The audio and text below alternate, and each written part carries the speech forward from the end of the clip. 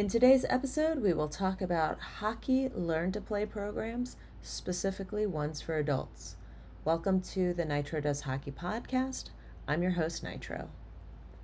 Learn to play programming is pretty common for youth, and there's also adult and teen adult learn to play programs.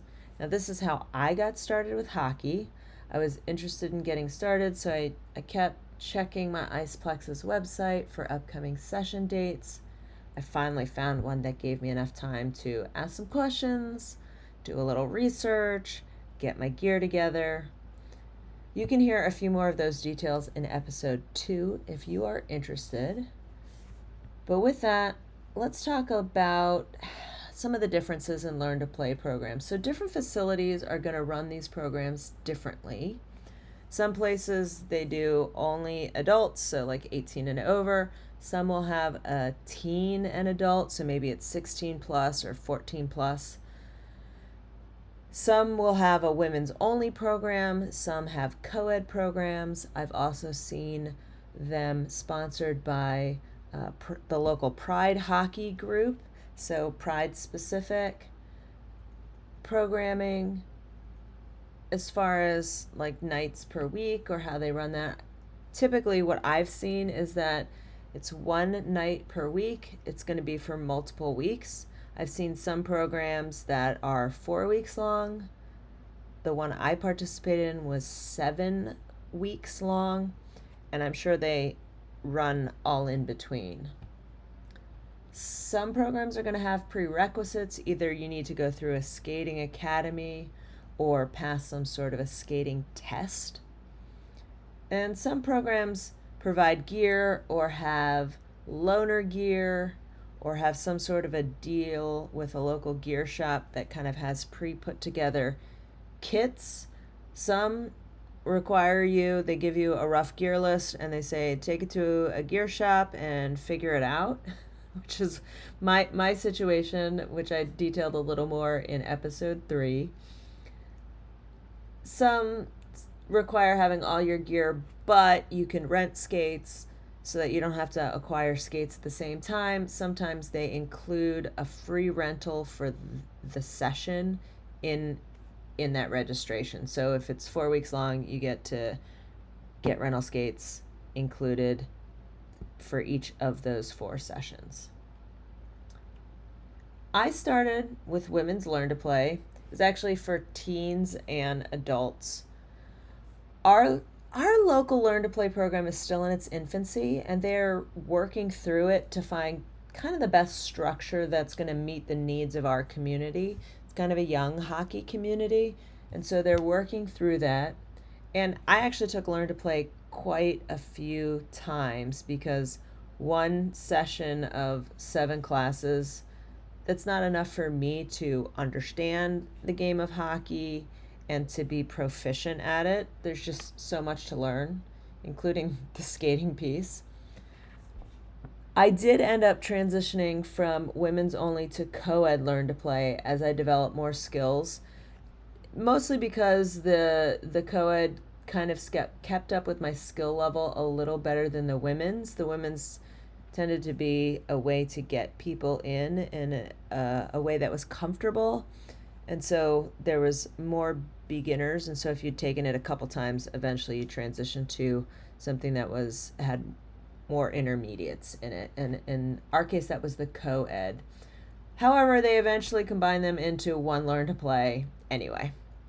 Sometimes they separated on each side of the ice, women's and co-ed, and sometimes it ended up being all together. But I will emphasize for anybody out there, whether you're a potential participant or an administrator who is setting up and running hockey programming, if there hadn't been a women's specific Learn to Play, I would probably not have signed up. And look, I am pretty comfortable around dudes. I'm pretty comfortable with my athletic ability, my sports knowledge, and I'm pretty confident in general.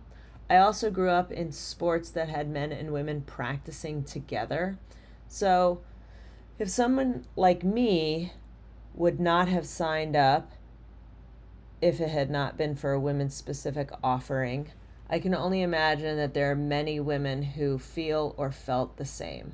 So I encourage you to offer women's specific learn to play if you are an administrator of programs, and women's specific and if women's specific learn to play isn't offered in your area, I'll encourage you to go for it with the co-ed.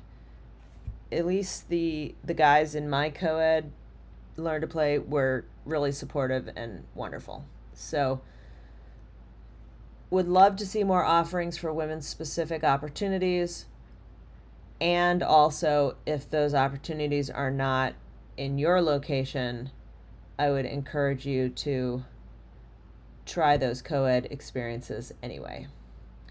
All right, so where do you find a learn to play program? I would start by looking at my local Iceplex. Also, if you have a seasonal outdoor rink, where I am here in Southern California, in my area, we do not have those, but I know some of you live in other places that have weather that would support seasonal outdoor rinks.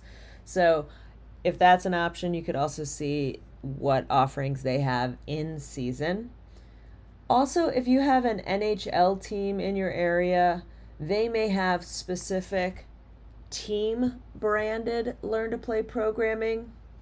They also might have like gear discounts or packages available set up with a local gear store through their contacts as an NHL team and their community outreach and programming.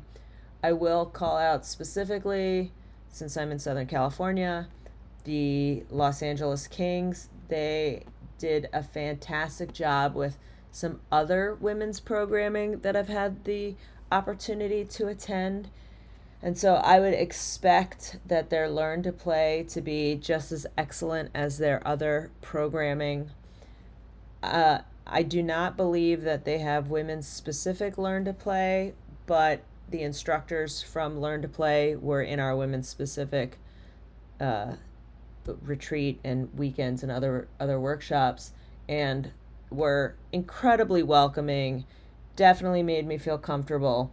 And so I would anticipate that to be the same thing. So shout out the LA Kings. They're doing a great job.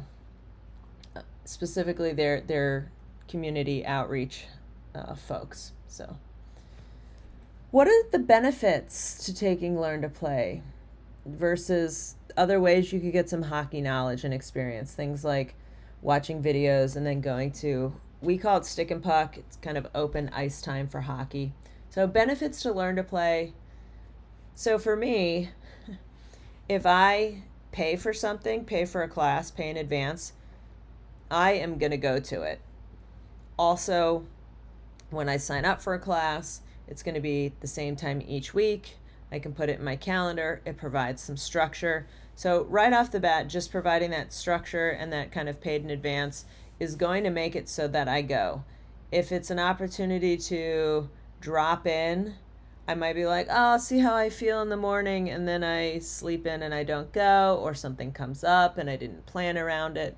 So that's one benefit. Also, you're going to meet new people who will also be there on that same consistent basis. You'll build camaraderie, make new friends, which as an adult can be kind of hard to do, especially if you don't have children. Like, I don't have children, so it's not like I meet other adults through my children. So it can be challenging to make new friends as adults. And I've just made some wonderful friends through learn to play and hockey at our Iceplex. You're also going to be around people in the same stage of learning. Sometimes when I've done drop-in, there's some people that are working on some incredibly challenging skills. Their skill set is amazing. And so that can be intimidating and also get in your own head about it, and you start making value judgments on yourself. So being with other people in that same stage of learning can be really helpful. Hopefully the Iceplex has vetted its instructors. Hopefully they have some sort of coaching certification, probably through USA Hockey, so you're getting some good instruction. Hopefully they have a curriculum for their program. You're going to get feedback on your skills. They're going to have drills set up to help you develop those skills. the other piece of that is Learn to Play typically has the entire sheet of ice for the class. So it's easier, I'll say better, to run drills when everybody on the ice is working on the same thing, or at least it's choreographed. Like maybe you only are on half of the ice, but the drills that are going on the other half of the ice are intentionally not going to run into you. They're choreographed, if you will, so that you're each on your part of the ice and not running into each other. Whereas when you're in like stick and puck, open ice time for hockey, you might be working on something, somebody else is working on backward skating, they skate into you, you're not expecting it. Maybe that's a real life example. Or you're about to do something, shoot, you're going to get ready to pass to somebody that you know there, whatever it is, and somebody skates right in front of you and kind of gets in the, I'll say gets in the way. I mean, you're all sharing ice, but maybe don't have that situational awareness. So being in a program that has the entire sheet of ice can be really helpful with that. So I recommend looking into your local Learn to Play program and consider signing up for it. Maybe talk to other people that are currently enrolled in it if that's an opportunity. If you've got like a local Facebook group, maybe there's somebody in that local group, that local hockey fans group, whatever it is, that you can query and ask some questions to. Talk to the administrator of the program if you have questions and you want to make sure that it's good for you. So definitely consider signing up for it. I would love to hear your thoughts, your questions, or experiences with Learn to Play programs that you've been a part of. You can find me on Instagram. Just search for Nitro Does Hockey. Go ahead, leave me a message or a comment. Thank you so much for spending your time with me. Until next time, I'm Nitro.